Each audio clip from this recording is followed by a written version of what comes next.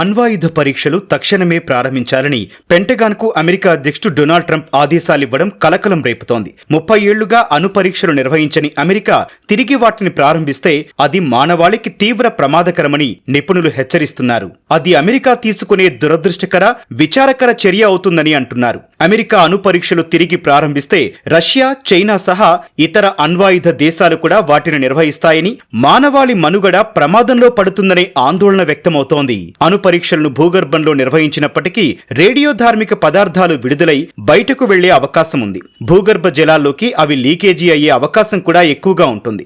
సమగ్ర అణు పరీక్ష నిషేధ ఒప్పందంపై 187 దేశాలు సంతకం చేశాయి. ప్రపంచంలో అత్యంత విస్తృతంగా మద్దతు పొందిన నిరాయుధీకరణ ఒప్పందాల్లో ఇది కూడా ఒకటి. అమెరికా దశాబ్దాల క్రితం ఈ ఒప్పందంపై సంతకం చేసింది, కానీ సెనేట్ దాన్ని ఆమోదించలేదు.